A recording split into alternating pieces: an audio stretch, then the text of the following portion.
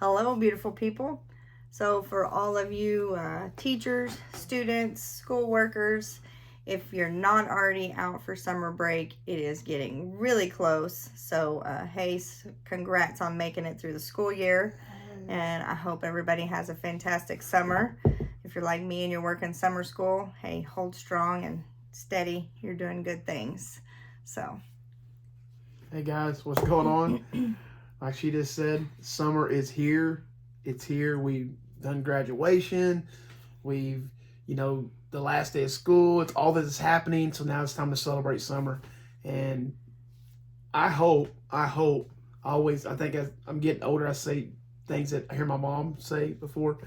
I hope everybody has the best summer they ever had. Like make memories that you've never thought you'd make. I mean, this life's too short, and we need to make sure that we are doing things that we can remember forever, for our lives, for our lifetime. So anyway, that's not what I'm talking about today, but I just threw that in there for free. So what are we talking about today? Though, interesting you say that. It's a good segue in. We're going to talk about today about being you, being who God made you to be. And, I could talk about this for like hours, but I do think that, and I'm going to try to start kind of hard, and then I'm going to come up and make it, all pretty, okay? I think sometimes that we cut ourselves short when we try to fit in this certain mold that society has for us to fit in, to make us look pretty, to make us look acceptable, to make us, to be something that we've never called to be. And I can make this point. I used to watch the show American Idol. As I started watching it, I really, sorry, Siri's bothering me. And the thing that I got to understand about American Idol is they were putting people on there that, how do I say this nicely, that fit in their pretty mold. They look like somebody to be on TV. So the American Idol couldn't be just anybody. Had to be a certain body type. Had to be a certain, well, I say that. It's not a good idea. Anyway, they had to look a certain way. They had to look a certain way to be the American Idol. And I think that's where we get messed up when society, we got to look a certain way, to be a certain way, to act a certain way, to fit in this pretty mold. That's never how God intended us to be. I mean, if you're a person that reads the Bible, and I don't want to make this all about, Bible stuff, but if you're a person who reads the Bible, there's people in the Bible that it goes from being the sweetest and the kindest to the ruthless, the heartless people that God made. And he made us all uniquely, the word says we're made unique. And so we don't need to think that because this is what I do, I need to be this way. No, you need to get down and ask God, you made me a certain way for a certain reason. Now I need to act on that. I need to do what you've asked me to do, right? Because, okay, for instance, my mom, she's the kindest lady in the world. Sweet, okay? He didn't make her to be out front, being the one doing this, giving the orders. That's not her personality. She wouldn't be good at that. She's a good encourager. Hey, man, you got this, buddy. We can do this together, right? She brings people together. She's good at that. But as far as being the out front, I'm coming to get you. We're coming to get you. That leading to the army, maybe that's not her style. That's okay. That's who God made her to be.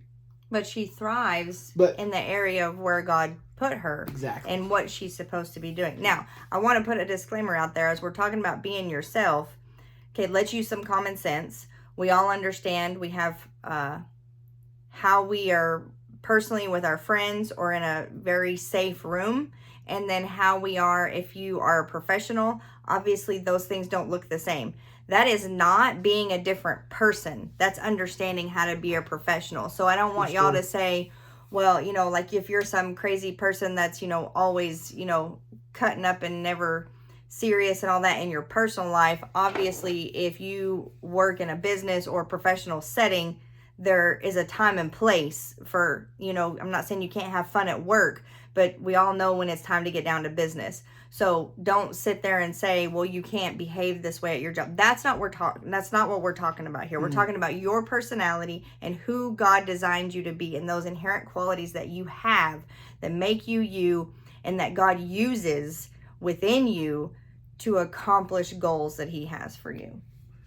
Because see, here's the deal. If we all have to fit in this certain mold, if we all have to be a certain way, we're not all useful then. We all might as well, half of us go and do it, half of us sit in the corner and do nothing, because we're all going to be doing the same thing, all going to look the same, act the same, talk the same, be the same. Some of us aren't useful. We don't need everybody being the same. Nobody needs a bunch of robots walking around doing this. What do you need me to do now? No, we don't need that. We need you to be whatever God called you to be good at. Be good at that and do that. And also, when you're trying to copy someone else, if you guys have ever used a copy maker or anything that makes a duplicate of an original, you know that the more copies you make, the less quality that you have. There was a movie years and years and years ago called Multiplicity, and this guy tried to copy himself because he was overworked and he had all this stuff to do. But as he kept making copies of himself, then there became glitches and problems with the copies. Guys, you weren't designed to be a copy. You are designed to be an original masterpiece. Stop trying to be a copy of someone else, regardless of what people are telling you. That's a good point, okay? And I'm not, hear me out. I'm gonna say this. Being Native American, here's how this works. My dad, his mom and his dad were full-blood Native Americans. When they had a baby, he's full-blood, right? Is he? But he had me and my brother, which he married a lady that was not Native American, a white lady. Did we come out full-blood Indian? Of course not. We didn't. We come out half. When I had kids, were they half or full? No, they were a quarter. Every time we reproduce something, it gets less and less of that something that started out being. That's good. Right? So I'm not full-blood, but I'm still Indian. Understand that. I'm still Native American. I'm not full-blood, but I still have that blood, right? So every time we reproduce something, it gets less of that something that started out being. It has to, right? So I guess if you hear anything at all, hear this. God made you the way you are for a reason and for a purpose. If you don't know what that is, figure it out. Because I'm going to tell you, I heard a message last week, and he said, if you don't do what God's called you to do, he can get it done some other way, but it won't be as good as if you would do it as you had done it first. It's true. It will not be as good if you would take it and you would do it. Yeah, he can find who he wants to do it. He can get anybody he wants, but he called you for a reason, you a purpose. Why don't you do that, right? And I think we get into this problem where, well, I don't do it like her. I don't talk as well as her, or I don't have as much education as she does, or all these I'm gonna call them excuses. That's what I call them. Why we don't want to do what we need to be doing. We need to block that out and say, you know what, God, you call me, right? So I don't want to be like dumb quotes, but I think this guy actually said it. God doesn't qualify the called. Or did I say it backwards? He doesn't call the qualified, he qualifies the called. So if he called you for a purpose and a reason, he's going to make sure you have the tools that you need to do that, right? So don't worry about, oh, I can't do this. Well, you step out in faith and saying, God, I'm about to take a step, and I'm very uncomfortable, but you've called me to do it, so I'm going to do it. And guess what? I bet you anything, he's going to give you the tools you need to do what he's called you to do. What kind of God would he be if he didn't? Yeah. Right? I mean, he wouldn't be. So when we were talking about this earlier and just going over some points we wanted to make, Grant had mentioned that if you don't live and use the character traits and the strengths and everything that God gave you, not only is that a disservice to your Heavenly Father that put those things inside of you, it is also a disservice to the people around you that you're going to come in contact with, because all of this is orchestrated by way more than we know. And God knows that you're going to come into contact with this person and that person. And there is something within you and something within your personality and your heart and your spirit that those people need. And if you are not walking in that empowerment of knowing who God created you to be, you're not living up to your full potential. Wow. Wow, I don't know what to say now. That was like really good. Like thump thump. It was good. So I know for and I can only speak for me, and I know that some of you are probably like, oh, here she goes again about strong women. I will never, never, never, never, never, never, never, never, never not talk about strong women, because we have such a twisted view on women in our society, which I don't understand. If any of you are my personal friends on Facebook, you saw a post that I made today because someone posted a really cool coffee cup, and it said biblical womanhood, and it showed a skull with a tent stake drove through it. And of course, my whole life I've had people want to tell me how a woman should behave. Well, you can go kick rocks with that mess, because I guess these people just ignore the fact that there was women in the Bible that led nations and fought battles and whatnot. So I guess we just dismiss that when we want to say women should be, quiet, submissive, and in a corner and waiting to see what some man wants for dinner, but whatever. But you can't put yourself in a box to make other people uncomfortable. You're going to be held accountable to God, not those people. And those people are ignorant and they are insecure in themselves, is why they have issues with you. So be you. Be who God called you to be. We were talking last week and Grant said that he really we don't know who said it, but obviously it's not our quote, but it said, if you can't handle me at my worst, you don't deserve me at my best. And here's how I relate to this, because I can't tell you how many times I've told Grant, being an outspoken female, whenever my personality suits someone or they need me for something, hey, Tina, we've got to have a difficult conversation with this person. Do you mind being our spokesperson? Sure, I got you. I'm the first person that they call and they want to go for that. But then you fast forward, when my outspoken personality makes them uncomfortable, then all of a sudden it's a problem. So I told Grant, those people, those kind of people are manipulating and using you. And that is a perfect example of you. If you can't handle me at my worst, you don't deserve me at my best. So if I'm passionate, outspoken about something, but it's making you uncomfortable, but it was all well and good when you wanted me to go and have a difficult conversation with someone on your behalf or behalf of whatever group I was representing. You can't pick and choose. And so I always go back to the example I use all the time with you being you. You are going to be effective when you're walking in your calling and your gifts. Whenever they needed somebody to fight Goliath, everybody's hiding, everybody's scared of Goliath. And David, little shepherd guy, walks up and he's like, why are y'all putting up with this? And I can't tell you how many times I've walked in. I'm not saying I'm David. Don't misunderstand me. I'm not saying that. Hear me. Don't twist my words. I can't tell you how many times I've talked to people and I'm like, why are you putting up with this? You know, we're not putting up with this. This is not okay. This is not right. This needs to stop. So David walks up. Y'all really just going to sit here and let this guy badmouth us? Oh, okay. I don't understand what's happening here. David knows who he is. David is confident in the abilities that God gave him. He's been honing his skills in private. Wow. Honing his skills in private because he's about to need those in public.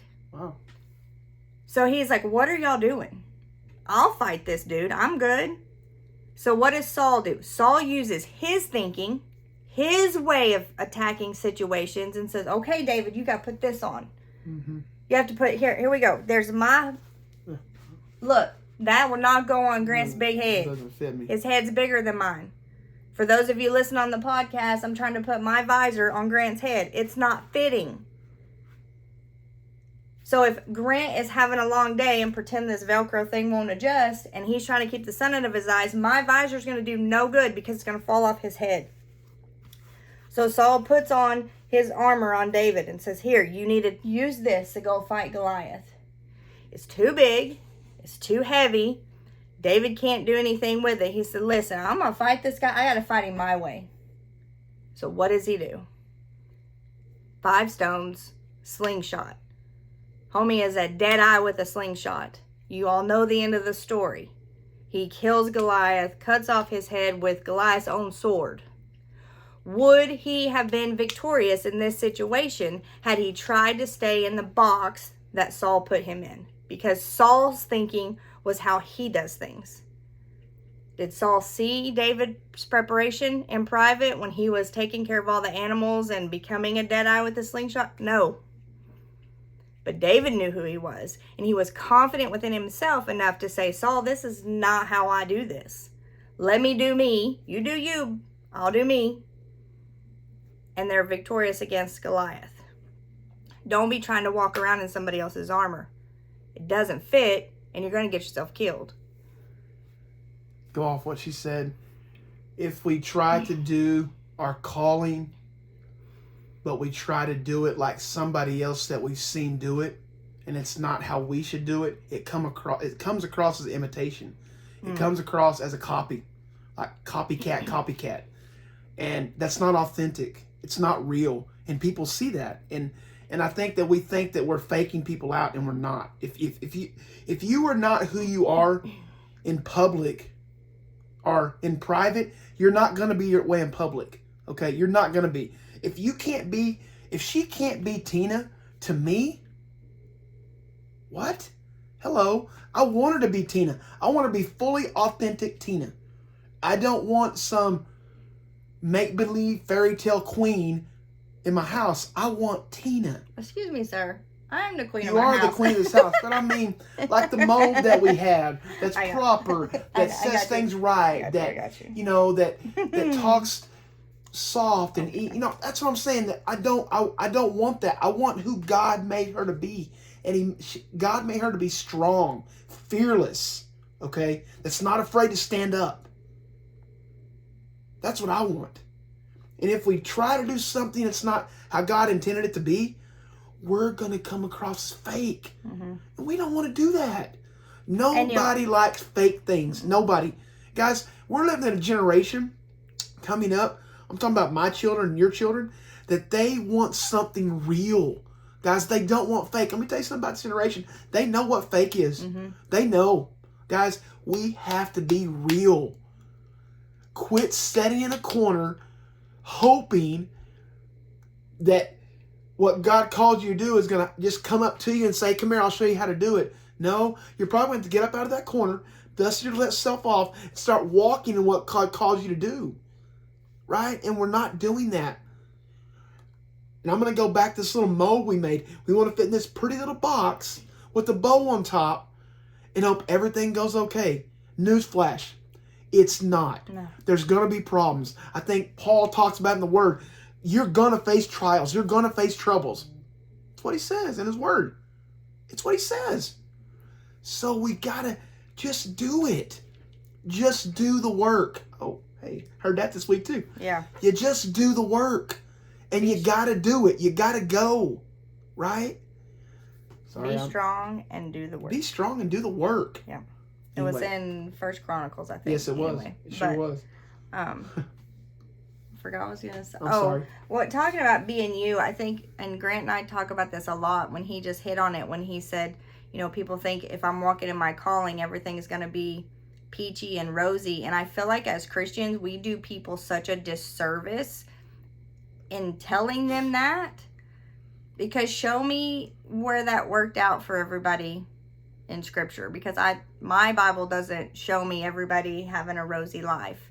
It's gonna be hard, and if you have a personality like some of us, it's gonna be hard because there's gonna be pushback a lot. But you have to be true to who you are. We've been having conversations quite a bit in the last month or two about the things God called us to do. And sometimes, just be full disclosure here, you lose sight of that because you are looking at something different than what God called you to. And you're like, oh, but this is still ministry. This is still, you know, so it's good. it may be good, but it may not be what's best for you.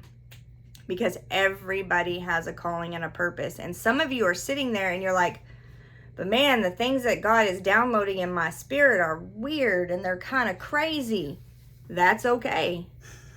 I can't tell you how many times the two of us have had a conversation. We're like, hey, this is what I'm really feeling, but this is weird. But then you step out in it and you see the amazing things God will do with it. It will blow your mind. But He has created you, your personality, your strengths, your quirkiness, those weird traits that you're like, what are you doing, God? Why did you make me this way?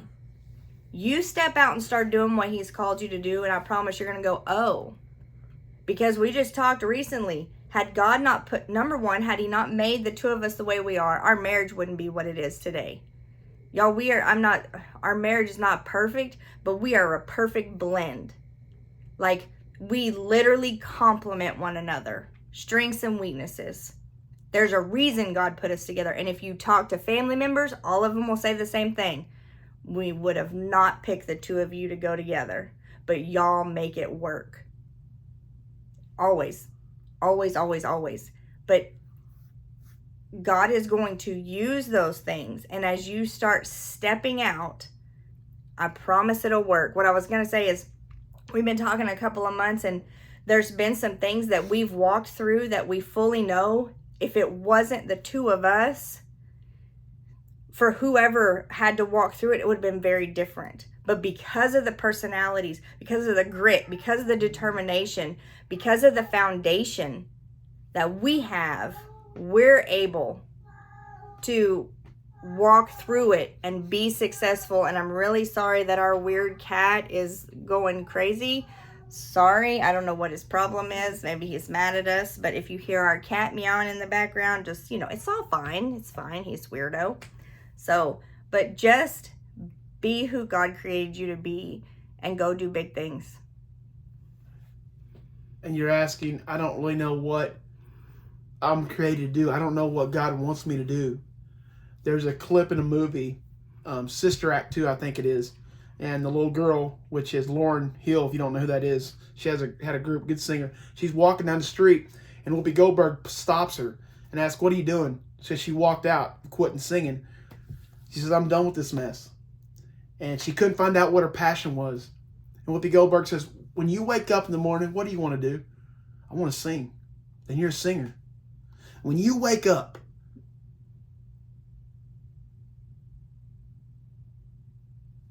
what's in your heart? What drives you? What keeps you up at night? What do you think about, dream about? That's what God wants you to be working on and doing. Yep. What she thinks about may not be what I think about. That's okay. That's all right. But I got something I'm passionate about. So does she. See, I'm so strong about passion. Man, you got to have passion. We got to bring passion back. What makes fire inside of you raise? What does that do? What makes that happen in your life? You need to find it and go get it, right? Because you're not going to be fully satisfied until you're doing that thing that God called just you to do. Yeah. Not me and you, just you. That I can't do it. You have to do it, right? I'm saying I'm get so fired up. I'm like, come on, we got to find that. We got to do that. Because once again, I think that, I'm going to say this word again, you're going to get tired of me hearing it, that half of my life, I was in this thing that I thought that it was supposed to look like, and I was in this little pretty circle that I thought it was supposed to look like, and act how I was supposed to act, and not ask questions, and just go with the flow, and this is what it looks like. And the older I get, the more that my older self, I told her in the car, I said, dear, I wish I could take 46-year-old Grant and go talk to 21-year-old Grant and tell him the things that's going to happen. He can start preparing himself for and start asking questions, start doing, why is this the way it is? You know what? You can't do that. No. I can't go back. No. But I can say the things that's happened to me since I've been a kid, I can see them now. It's so weird. The things that happen to you and prepare you for what happens to you, God almost It's so crazy how he does that. God, how did you know that was going to happen to me? How did you prepare me for that storm? But you did. And I made it. What? Are you kidding me? All because we need to be doing what we're supposed to be doing. God called me for a certain reason. God's called her for a certain reason and purpose. And we've already made a decision at our ages now. We're too old to be playing games. Yep. We're going to do what God has called us to do.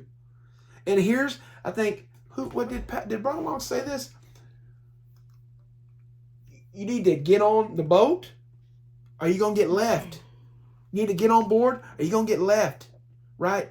The time is to get on and do what God has for you to do. Quit sitting back and dreaming and wishing and hoping it would happen. No, let's make stuff happen. Right?